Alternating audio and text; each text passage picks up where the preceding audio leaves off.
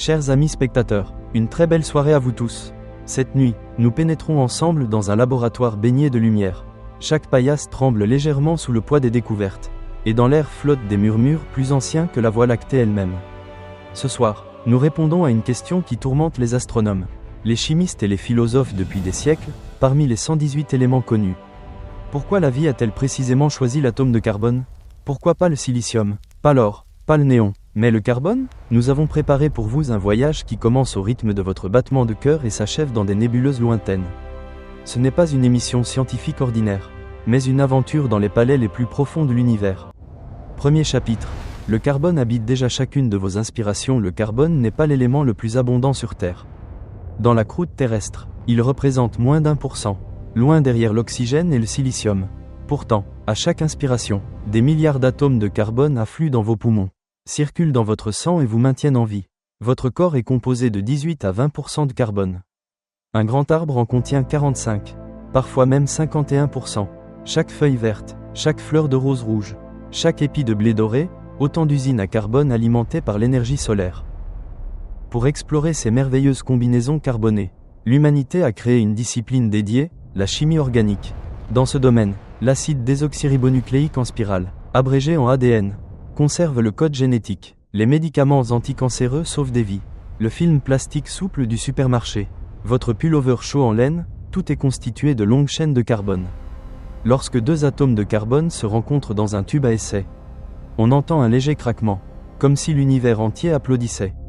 Plus étonnant encore, les plantes pratiquent la photosynthèse, absorbent le dioxyde de carbone de l'atmosphère et rejettent de l'oxygène. Elles stabilisent ainsi l'équilibre de l'atmosphère terrestre.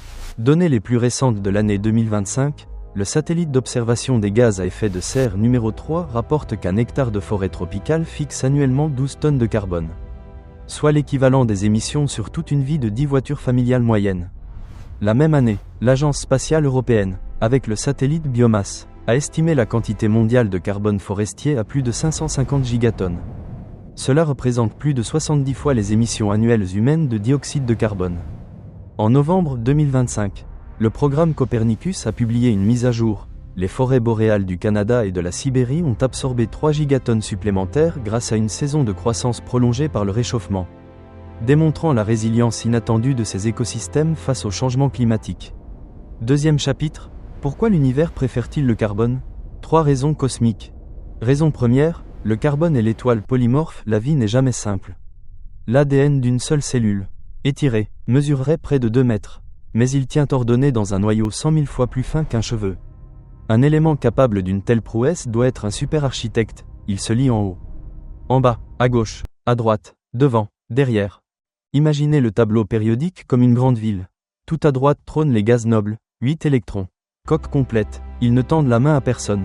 L'oxygène siège à gauche dans la deuxième rangée. Il lui manque 2 électrons. Il saisit 2 atomes d'hydrogène et forme de l'eau, stable pendant des millions d'années. Le carbone occupe exactement le centre. Il lui manque 4 électrons, ni trop, ni trop peu. C'est pourquoi le carbone peut former 4 liaisons, simples, doubles ou triples, en chaîne droite, en arbre ramifié ou en anneau. Le meilleur, le carbone adore jouer avec le carbone. 6 atomes de carbone se tenant la main forment un cycle benzénique qui exhale un parfum de rose. 1000 atomes de carbone alignés produisent de la soie d'araignée, plus résistante que l'acier. 1 million d'atomes de carbone rassemblés deviennent la bouteille d'eau minérale dans votre main. Les autres éléments n'y parviennent pas. Le silicium manque également de 4 électrons. Mais il est trop sage. Les longues chaînes se brisent immédiatement. En 2025, l'intelligence artificielle AlphaFold de 3e génération a déjà élucidé la structure tridimensionnelle de plus de 100 millions de protéines. Chacune repose sur la liberté gymnique du squelette carboné. En mars 2025, l'Institut Max Planck de biochimie a publié une étude. Des nanotubes de carbone nouvellement conçus conduisent l'électricité mieux que le cuivre tout en restant flexibles comme du caoutchouc. Une percée pour l'électronique souple. En septembre de la même année, des chercheurs de l'université de Stanford ont démontré que des graphènes dopés au carbone permettent des transistors fonctionnant à des fréquences THz, ouvrant la voie à des ordinateurs quantiques portables. Raison deuxième, le carbone est chez lui partout dans l'univers. Quittez la Terre. Envolez-vous dans le système solaire, le carbone reste un habitué.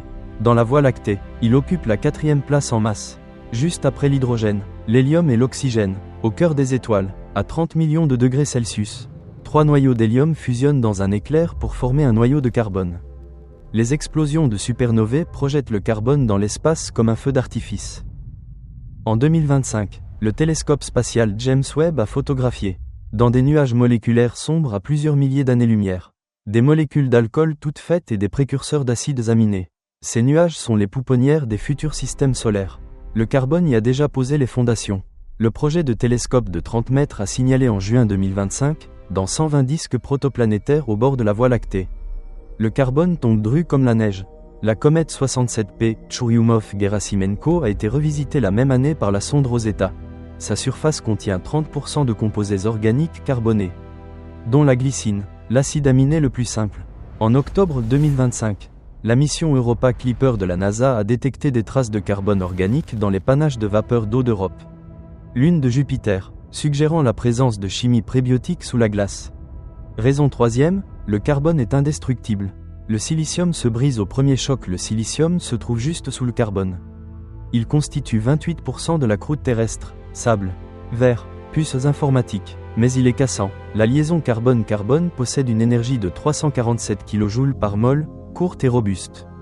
La liaison silicium-silicium n'atteint que 226 kJ par mol, presque réduite de moitié. Si l'ADN reposait sur le silicium, il se fragmenterait à la première division cellulaire. Le code génétique serait cendre avant la fin de la copie. Dans les sources hydrothermales profondes à 120 degrés Celsius et en milieu fortement acide, des archées extrémophiles plient des enzymes en chaîne carbonée et transforment le dioxyde de carbone en nourriture. Le silicium se réduirait immédiatement en bouillie. Néanmoins, l'univers est vaste. Peut-être des êtres de silicium existent-ils. Au laboratoire de la NASA, en 2025, une simulation du lac de glace du satellite Titan de Saturne a produit des chaînes silicium-hydrogène qui, à moins 180 degrés Celsius, s'enroulent spontanément en petites sphères. Peut-être, quelque part, un être de silicium contemple un ciel bleu de carbone et se demande « Pourquoi êtes-vous fait de carbone ?» En août 2025. Des expériences au laboratoire national de Los Alamos ont montré que des silicates auto-assemblés en milieu alcalin forment des membranes stables, renforçant l'hypothèse de protocellules silicium dans des océans anciens de Mars. Troisième chapitre, rendre les atomes visibles. Toucher l'univers. Zoomons dans le monde le plus petit. Un micromètre équivaut à 1 millionième de mètre. Sur la pointe d'une aiguille dansent 1000 bactéries. Un nanomètre équivaut à 1 milliardième de mètre. 10 atomes d'hydrogène alignés. L'Institut national américain des normes et de la technologie a présenté en 2025 un microscope électronique résolvant des structures de 0,05 nanomètres. Les atomes apparaissent aussi gros que des ballons de basket. Les scientifiques découpent des échantillons plus fins que du papier. Les traversent d'électrons à 1 million de volts. Les font pivoter couche par couche et assemblent des cartes atomiques tridimensionnelles. L'université de Kyoto a photographié la même année, par cryomicroscopie électronique, des peroxysomes vivants dans des cellules, en 4 heures. Ils ont identifié des cibles pour de nouveaux médicaments. En décembre 2025, le synchrotron européen ESRF a atteint une résolution de 0,2 angstrom, permettant de visualiser les liaisons hydrogène individuelles dans les protéines. Plus petite encore, la physique classique vacille. Einstein décrivait l'espace-temps comme un tissu lisse que les masses lourdes creusent. Mais à l'échelle de Planck, 1,6 x 10 à la puissance moins 35 mètres, l'espace-temps bouillonne comme une écume. Dans le vide naissent des paires de particules, disparaissent, font danser le champ gravitationnel comme des bulles de champagne.